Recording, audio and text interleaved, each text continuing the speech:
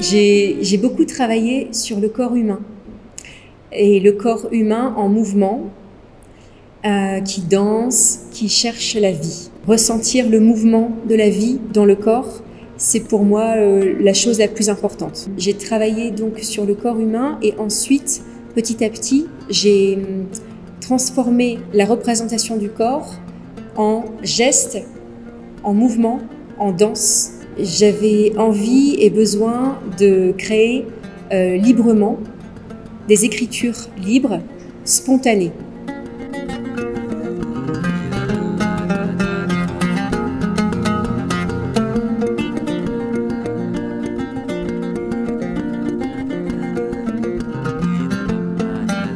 Pour moi, c'est ce que je souhaite développer dans ma vie pour être encore plus connectée à maintenant. Je pense que c'est la rencontre entre la structure et l'énergie.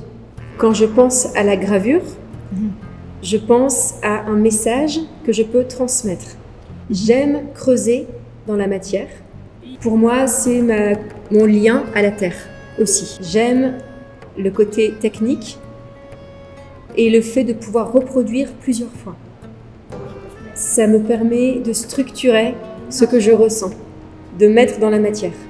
Si je ne fais pas ça, je vole.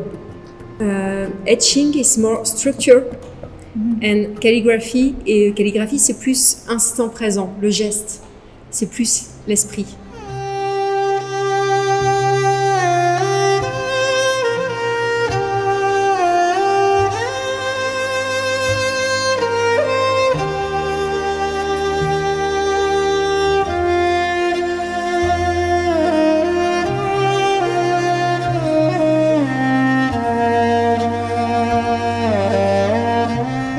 Je suis très heureuse d'avoir travaillé ici, en Mongolie, de ressentir la terre et le ciel ici. Et je sens beaucoup de nouvelles ouvertures. Ça m'a beaucoup touchée en arrivant, le contraste avec l'esprit occidental. J'ai senti qu'ici, on n'était pas inquiet de ce qui se passe après. On vit beaucoup plus ce moment présent et pour moi c'est très très important pour être bien dans sa tête et son corps.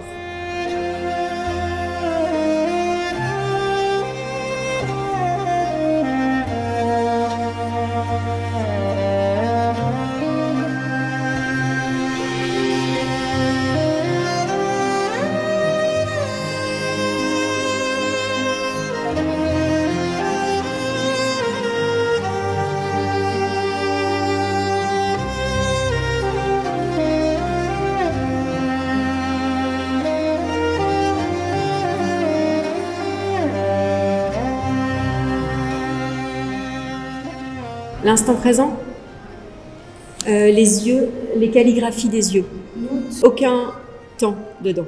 Ce que je ressens, c'est que quand je dessine la personne ou quand je te regarde maintenant, c'est très vivant.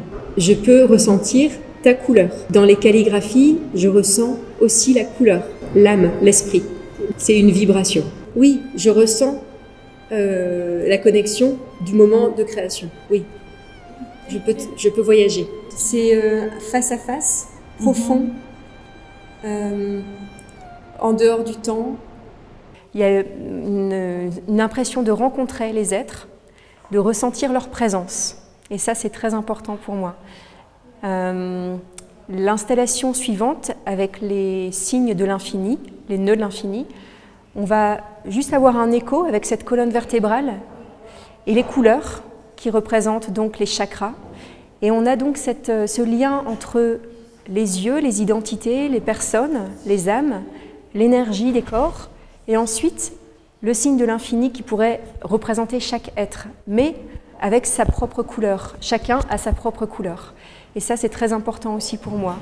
On est tous ensemble, unis, avec chacun notre identité, notre couleur, notre unicité. Donc c'est un travail qui parle vraiment de l'unité et de l'unicité. L'installation ici présente est vraiment un passage labyrinthique à travers des âmes, des corps, des regards. Et j'ai vraiment eu la sensation, après l'installation, de ressentir beaucoup de frissons en traversant les corps.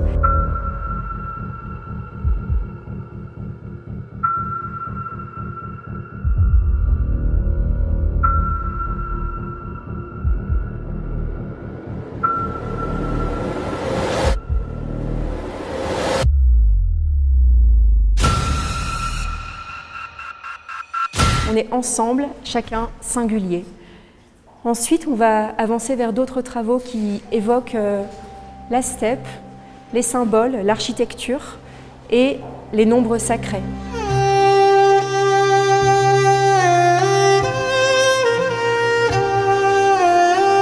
Donc on retrouve dans ces images un lien entre l'homme et le lieu dans lequel il vit.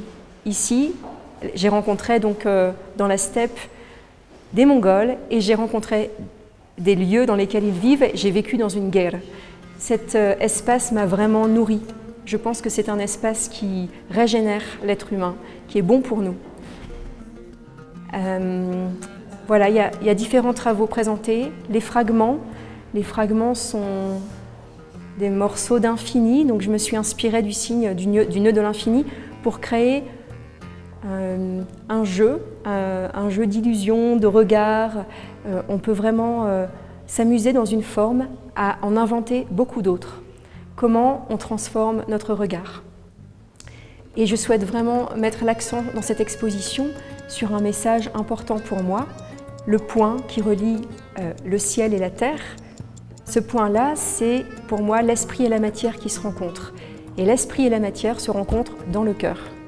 Pour moi, c'est vraiment important, c'est ma quête et c'est ma raison d'être aussi. C'est de pouvoir exprimer à quel point, si l'homme souhaite évoluer dans un sens qui est bon pour lui et bon pour la planète, il faut pouvoir trouver ce lien entre le haut et le bas, entre l'esprit et la matière, entre, je dirais, tous les contraires, le masculin, le féminin, le yin et le yang. Et ça se passe ici.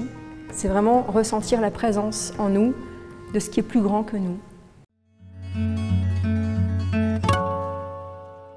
Je suis très heureuse d'avoir pu réaliser cette résidence et cette exposition avec Solongo qui a créé un magnifique travail d'accrochage, d'installation, qui a pensé vraiment tout ce que je souhaitais transmettre. Et elle a vraiment mis en forme le fond de mon travail.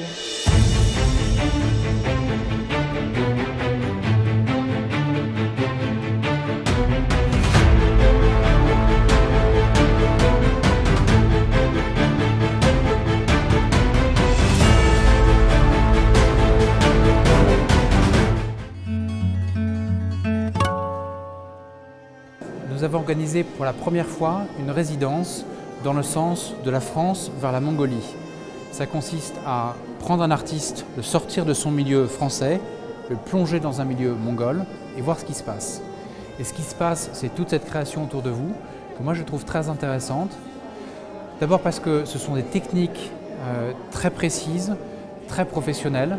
Et pour moi, ça rejoint ce que je vois chez beaucoup d'artistes mongols qui ont un bagage universitaire, académique extrêmement solide et qui l'utilisent pour créer. Et Agnès Dubar, que nous avons sélectionnée pour cette résidence des steppes, qui vient de France et qui a passé 6 semaines en Mongolie, a également une technique, un bagage professionnel extrêmement dense et qu'elle a utilisé pour inventer des choses nouvelles, des choses qui l'ont surprise elle-même, des choses qui nous surprennent nous-mêmes. Et je crois que c'est une belle première expérience. Nous espérons en faire d'autres dans le sens France-Mongolie. Et nous avons fait récemment une résidence dans l'autre sens avec une artiste mongole qui, elle, a été plongée dans un milieu français pendant 3 mois et a créé des choses différentes, a appris des choses différentes. C'est cet échange à la fois de technique et de création que nous essayons de promouvoir.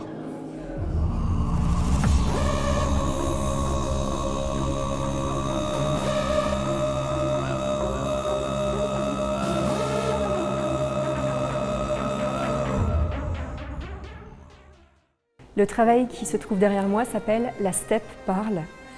Et ça a été une surprise de créer ces images, ces gravures, en ramassant simplement des objets dans la steppe, des morceaux de bois et de plastique que j'ai trouvés sur le sol. Et j'ai souhaité les utiliser, les imprimer pour en faire une image. Pour moi, ce travail relie vraiment la terre et le ciel. Comment, à travers des détritus, des morceaux trouvés dans la nature, je peux créer une image qui porte vers les airs, vers le ciel, et qui amène un sens certainement abstrait, mais pour moi, les vibrations sont là. Et ce que je souhaite transmettre transparaît dans le travail.